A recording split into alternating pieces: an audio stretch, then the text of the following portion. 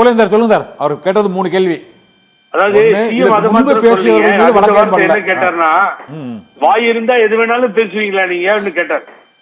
அதையும் அவர் அண்ணன் சாருக்கு தெரியும், ஞாபகம் வச்சிருப்பாரு. வாய் இருந்தா என்ன வேணாலும் பேசுவீங்க நீங்கல்ல, அதுக்கு அவர் கொடுக்குறாரு. இல்ல இல்ல விஜயே பேசினாரு, ஜோசப் விஜய் மாண்புமிகு முதல்வர் வாய் இருந்தா என்ன வேணா பேசுவீங்களா நீங்க அப்படின்னு பேசி நிறுத்திட்டார். அப்புறம் நீங்க சொன்னது அவர் சொன்னார். நான் என்ன சொல்ல வரேன்னா, இங்க அப்படிங்கிறது காவேரி கலவரம்ங்கிறது 91ல இருந்து உங்களுக்கு தெரியும். கலவரமா மாறி அடிச்சு கொன்னு நம்ம எல்லாம் கர்நாடகாவில இருந்து வெளியேறிச்சு. ஒரு விஷயம் என்னன்னா, அதையெல்லாம் சொல்றேன். ஆனா அவர் நான் நினைக்கிறேன் அவர் நான் இல்லைன்னு அத தப்புன்னு ஒத்துக்கிட்டாருன்னா அது கோர்ட் ஆட்டோமேட்டிக்கா அது அவருக்கு தெரியும், சட்டம் தெரியும். இல்ல அண்ணன் பேசுறதுல ஒரு விஷயம் எனக்கு என்ன புரியுதுன்னா, இது த்ரிஷாவுக்காக போடப்பட்ட வழக்கு அல்ல. இல்ல இல்ல நானே சொல்றேன், இப்போ இது நடிகை த்ரிஷா அவர்களுக்காக போடப்பட்ட வழக்கு அல்ல. இது காவிரி நீரை காங்கிரஸ் அங்க வச்சு பண்ணிட்டு இருக்காங்க, அவங்களுக்கு தான் அங்க தண்ணி வருது, இங்க தண்ணி வரல அப்படின்னு சொல்லிட்டு இந்த BNS 192 ரெண்டு சமூகத்துக்கு இடையில பிரச்சனை வந்துரும் அப்படின்னு போடப்பட்ட வழக்காக பார்க்கிறேன். 2 மூன்றாவது, நாளை சட்டமன்றம் கூடுகின்ற நேரத்தில் திரு எதிர்க்கட்சி தலைவர் உதயநிதி ஸ்டாலின் அவர்கள் சட்டமன்றத்துக்கு வரக்கூடாது, பட்ஜெட் தாக்குதல் மூலம் கேள்வி கேட்கக்கூடாது, அவரை எப்படியாவது சட்டமன்றத்துக்கு வராமல் தடுக்க வேண்டும் என்கிற நோக்கத்தோடு போடப்பட்ட வழக்கு தானே ஒழிய இது ஒரு பெண்மணிக்காக போடப்பட்ட வழக்கு அல்ல. காரணம் தாவேக்காவோட வரலாறு அப்படித்தான் இருக்கு. புகழேன் சார், இப்போ அவர் என்ன சொல்றாருன்னா, அவர் பேசியது, எதிர்க்கட்சி தலைவர் பேசியது சர்ச்சைக்குரியது, விமர்சனத்துக்குரியது என்றால், நேற்று பிற்பகலில் பேசி மாலையிலே வழக்கு தொடர்ந்து காலையிலேயே தஞ்சாவூர் போலீஸ் இங்க கைது பண்ணி உடனடியாக அழைத்து செல்லக்கூடிய அளவுக்கு அது ஒரு மிகப்பெரிய விவகாரமா நீங்க பாக்குறீங்களா சார்? உண்மைதானா அது? இல்ல கண்ணன், உங்களுக்கு தெரியும், அவருக்கு தெரியும். இந்த போலீஸ் அரெஸ்ட் பண்றது நான் இன்னைக்குதான் 10 மணிக்கு பார்த்தேன். விடிகால அரெஸ்ட் பண்ணுவாங்க, அதே எங்களை எல்லாம் அரெஸ்ட் பண்ணிருக்காங்க 6 மணிக்கு, 7 மணிக்கு, 5 மணிக்கு. இங்க 10 மணிக்கு அரெஸ்ட் பண்ண போலீஸ் இன்னைக்கு தான் நானும் பார்த்தேன். ஆனா நான் என்ன சொல்ல வரேன், இது மாதிரி அம்மாவை அரெஸ்ட் பண்ணாங்க, அப்புறம் கலைஞர் அரெஸ்ட் ஆனாரு, இதெல்லாம் நடந்தது சார். இது ஒன்னும் புதுசு இல்லை. இப்ப கோர்ட்ல இருந்து ஜட்ஜ்மெண்ட் வந்துருச்சு. இனிமேலாவது ஜாக்கிரதையா பேசு சார். நீங்க அதுல மேனிபுலேட் பண்ண பாக்காதீங்க. கீழ இருந்து திரிஷான் கத்துற உடனேதான் தண்ணி வர்றதை பத்தி அவர் பேசினாரு, பேசிட்டு மீன் பண்ணார். நான் தான் யாராலையும் முடியாது, நான் கரெக்டா பாயிண்ட் அவுட் பண்றேன். அது அந்த மீனிங்ல நான் சொல்ல அங்கேயே சொல்லிட்டாரு, அதான் டியூட்டி. நான் காவேரியை சொன்னேன்றாரு, சொல்லலன்றாருல. அது ஒரு ப்ரோஆக்டிவ்னஸ்ங்க, கீழ இருந்து இது மாதிரி நினைச்சிட கூடாதுன்றதுக்காக ஒரு கிளாரிட்டி கொடுக்குறாரு. நான் அந்த அர்த்தத்துல நீங்க நினைச்சிடாதீங்க, இது காவேரி விஷயத்தை பேசிட்டு இருக்கோம்னு சொல்றாரு. இதுல என்ன தப்பு இருக்கு? யாராரு இல்ல யாராருக்கிட்டும் ஒரு பெண்மணி தானே, ஒவ்வொரு மேபி ஒரு பெண்ணை கொச்சைப்படுத்ததை ஏற்றுக்கொள்ளவே முடியாது. அது அவரும் ஹலீமும் சொல்றாரு, உதயநிதியும் சொல்றாரு, நீங்களும் சொல்றீங்க. அதுல ஒன்னும் பொது கருத்து, அதுல ஒன்னும் மாற்று கருத்து இல்ல. அப்புறம் எதுக்கு எல்லா இடத்துலயும் புரிந்து கொள்ளப்பட்டது மாறி புரிந்து கொள்ளப்பட்டு நம்ம வழக்குகள் இந்த கைது நடவடிக்கை தான் சொல்றோம். நீ சார் காவேரி சம்பந்தமா மீட்டிங் நடக்குது. சார் சொன்ன மாதிரி TMC 205 விட்டதா சரித்திரமே இல்ல. சுப்ரீம் கோர்ட் டைரக்ஷன்ல அம்மா வந்தாங்க, நான் தான் கூட போன போய் பேசிட்டு ஒரே 2 நிமிஷத்துல மீட்டிங் முடிச்சுட்டு போங்க வந்துட்டாங்க. இதெல்லாம் பழைய வரலாறு எக்கச்சக்கமா இருக்கு காவேரியில. ஆனா அதை பத்தி நீங்க காவேரியை பத்தி பேசிருக்கலாமே. தண்ணி விட மாட்டாங்க, இந்த முதலமைச்சர் வர வேணாம்னு சொல்றாங்க, கண்டனம் தெரிவிக்கிறோம், தப்பது, ஏன் வரக்கூடாது அவர் எல்லாம் கேட்கலாம் நீங்க. அதனால கீழே உட்காந்து கீழே உட்காந்து முதல்ல 1/2 மணி நேரம் அவ்வளவுதான் பேசினாரு. 1/2 மணி நேரம் பேசுறது அதுதான். இப்போ அந்த கைது நடவடிக்கை சரியா நாளைக்கு சட்டமன்றத்துக்கு வருவாரா மாட்டாரா? இல்ல இல்ல சார், உடனே சார் ஹைகோர்ட் இன்று போகவில்லை, தஞ்சாவூருக்கு இன்னும் போகல சார், இன்னும் 2-3 மணி நேரம் இது டயரை மாத்தணும், அப்புறம் புது வண்டி எடுத்துட்டு இருக்கணும், டிரைவர் மாத்தணும் பேசுனா கண்ணன் நான் என்ன பண்ணிட்டோம். தஞ்சாவூர் பெரிய செய்வாங்கல்ல கொஞ்ச நேரத்துல. சரி நீங்க பேசுறது ஒரு நிமிஷம் நான் பேசுறேன் சார். இல்ல இல்ல நான் மேடையில பேசுறேன் சார். கீழே இருந்து திரிஷான்னு கத்துறாங்க சார். பாருங்க, நான் ஒரு லீடரு, தயவு செஞ்சு இது மாதிரி வார்த்தைகள் எல்லாம் சொல்லி இங்க கத்தாதீங்க, அது அநாகரிகமா இருக்குன்னு சொல்ல வேண்டியதுதானே, சொல்லுங்க. சரி.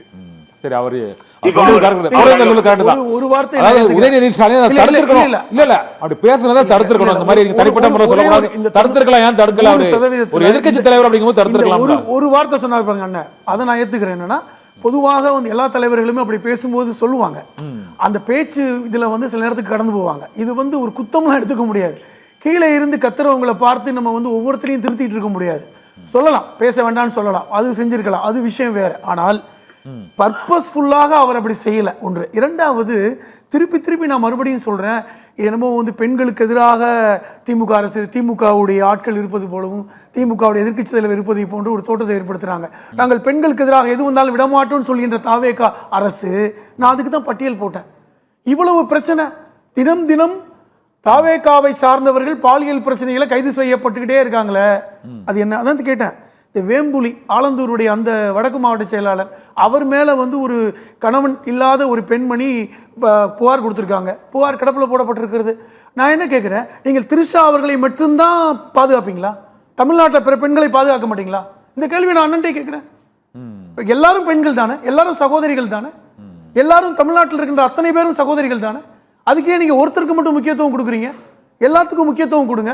இப்படி ஒரு உயர்கல்வித்துறை அமைச்சர் விஸ்வநாதன் அவர்கள் ஒரு சிறு குழந்தைய இந்த மாதிரி செஞ்சாருங்கிறது ஒரு சர்ச்சை வந்ததை நீங்கள் கண்டித்தீர்களா? அது தவறு இல்லைங்கிறது அவர் கொடுத்துருக்காரு. இப்போ இப்படி ஒவ்வொன்றையும் நீங்கள் கண்டீங்கன்ற, நம்ம வந்து இந்த பெண்கள் விஷயத்துக்கு எதிராக, பெண்களுக்கு எதிராக பாலியல் விஷயங்களை யாருமே ஆதரிக்க முடியாதுங்க. எல்லாரும் அதை எதிர்க்கிறோம். யாருக்கு சொன்னாலும் பெண்களுக்கு எதிராக பேசினாலும் தவறு தான். இதில் வந்து சப்பக்கட்டு கட்டுறதுக்குலாம் ஒன்றும் இல்லை. ஆனால் திரு உதயநிதி ஸ்டாலின் அவர்கள் அப்படி அர்த்தத்தில் பேசவில்லை என்று ஒரு சொன்ன பிறகு, நான் அப்படி பேசலை, அந்த வார்த்தையை அவர் பயன்படுத்தினாரா? யாராவது ஒரு வார்த்தையை பயன்படுத்தினாரா? அவர் சொன்ன வார்த்தையை எங்க, போக்கிரின்னு ஒரு படம் வந்துச்சு, இன்னமும் எடுத்து போடவா போக்கிரி படத்தை? போக்கிரி படத்தில் விஜய் அவர்களும் அசின் அவர்களும் நடந்த ஒரு காட்சி எடுத்து காமிக்கவா? அதை ரசிகர்கள் புரிந்து கொண்டு கைதட்டினாங்களே. இப்படி தவறாக புரிந்து கொண்டிருக்கின்ற ஆட்களை தாவேகா வைத்திருக்கிறதா? நான் கேட்குறேன் இந்த கேள்வியை. இப்போ இப்படிலாம் இருக்கிறது. நீங்கள்லாம் ஒரு நெரேட்டிவை செட் பண்ணிக்கிட்டு இப்படி ஒரு கொச்சையாக, எங்க பொது வழியில் யாராவது இப்படி பேசுவாங்களாங்க? யாராவது ஒரு பொது வழியில் எந்த ஒரு மனிதரும் இப்படி இந்த அர்த்தத்தில் பேசுவாங்களாங்க? இவ்வளவு பேர் இருக்காங்க, அத்தனை தலைவர்கள் மேடையில் இருக்காங்க. குறைந்த அறிவு இருக்கின்ற எந்த தலைவரும் பேசுவாங்களா? அவர் பேசல. இல்ல, மற்ற தலைவர்கள் அதையா புரிஞ்சுக்கல. நீங்க இங்க பாருங்களேன், இப்ப இபிஎஸ்ஓ திருமாவளவனோ சமூகமோ இதையா புரிஞ்சுக்கல. அரசியல் பண்றாங்க. இது என்ன சார்? இது என்ன அரசியல்?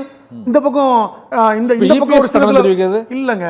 இந்த பக்கம் திமுகவையும் ஒரு குத்த வேண்டியது, தாவேகாவையும் எதிர்க்க வேண்டியது, இப்படி ஒரு அரசியல். இன்னைக்கும் பாருங்களேன், இன்னைக்கு விசிகா தலைவர் அந்த கூட்டணியில் இருக்காரு. இங்கிட்டும் வார்த்தையை சொல்லிட்டு அங்கிட்டும் கண்டிக்கிறார். ஏன் கண்டிக்கணும்? இப்போ உதயநிதி அவர்கள் தவறு செய்து விட்டால் முழுமையாக கண்டிங்க. இதே அன்புமணி முழுமையாக கண்டிக்கட்டும், ஆதரிங்க தாவேகாவை. நான் கேட்கிறேன். அப்ப நீங்க ஒரு பக்கம் ஆதரிக்காமல் ரெண்டு பக்கமும் வேண்டாம், ஆக்கப்பூர்வமான அரசியல் பேசுங்கன்னு என்ன நீங்க அரசியல் பண்றீங்க? அப்ப உங்களுக்கு நியாயம் இல்லை. இப்போ எந்த பக்கம் நியாயம் இருக்கிறதோ அந்த பக்கம் நில்லுங்க. இப்போ உதயநிதி ஸ்டாலின் அவர்கள் வெளிப்படையாக நான் தவறாக பேசலை, தவறான வார்த்தையை பிரயோகம் செய்யலை, இந்த அர்த்தத்தில் புரிஞ்சுக்கிட்டாங்க, நான் அங்கேயே மேடையில் வந்து கரெக்ட் பண்ணிட்டேன், இந்த வார்த்தையை சொல்லிட்டேன். எங்கள் சாதாரணமாக ஒரு பகடியம் பேசும்போது, ஏகடியம் பேசும்பொழுது சில விஷயங்களை சொல்லுவாங்க, அவ்வளவுதான். இதை நீங்கள் இந்த அர்த்தத்தில் புரிஞ்சுக்கீங்க. இந்த செய்தியை பரப்பத்தானங்க மக்களை இந்த அர்த்தமானு கேட்குறாங்க.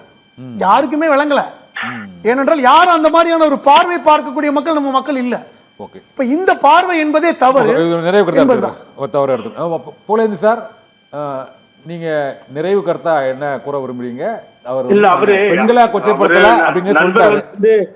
இல்ல, அவரோட மெயின் என்னன்னா, நாளைக்கு அந்த கூட்டத்துல கலந்துக்க கூடாது அப்படிங்கறத இன்னைக்கு வந்து அவர் அலைக்கழிக்கப்பட்டு போயிருக்கிறார். இப்ப திருச்சிக்கு போயிருக்கிறார் சார். திருச்சியில இருந்து தஞ்சாவூர் போறதுக்கு 1 hour ஆகும். He knows the procedure in assembly.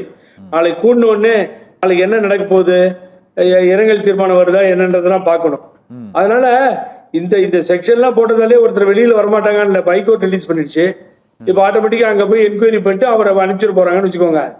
Our assembly வர்றதுக்கும் அசம்பிளி வரவிடாம தடுக்கிறதுக்கு இந்த கேஸுக்கு என்ன சம்பந்தம் இருக்கு சொல்லுங்க. நாங்க வந்து let him come tomorrow, he will come. நாளைக்கு வேற கோர்ட் சொல்லிட்டு வருவாரு. நாளைக்கு பாருங்க அசம்பிளியில சந்திக்கிறோம், என்ன இருக்கு பட்ஜெட் பத்தி அவர் பேசிட்டோம். அதனால யார் வேணான்றா பேச ஆரம்பிச்சா எழுச்சி வெளியில போயிடுறாங்க சார். சார், உங்க நிறைவு கருத்தா இதை எடுத்துக்கிறோம். மக்கள் தீர்மானிப்பார்கள் எது சரி எது தவறு, யாருடைய பேச்சில் சரியான கருத்து இருந்தது, யாருடைய பேச்சில் தவறான கருத்து இருந்தது என்பதை வரும் காலங்களில் மக்களே தீர்மானிக்கட்டும், நீதிமன்றங்கள் தீர்மானிக்கட்டும். இந்த கைது நடவடிக்கை தொடர்பான விவாதத்தில் இரு தரப்பினரும் திரு ஹலீம் அவர்களும் புதுமடம் ஹலீம் அவர்களும் புகழேந்தி அவர்களும் தங்களுடைய கருத்துக்களை தெரிவித்தமைக்கு மிக்க நன்றி. அரசியல் சதுரங்கம் நிகழ்ச்சியில் மற்றொரு ஆளுமையோடு சந்திக்கலாம். மிக்க நன்றி.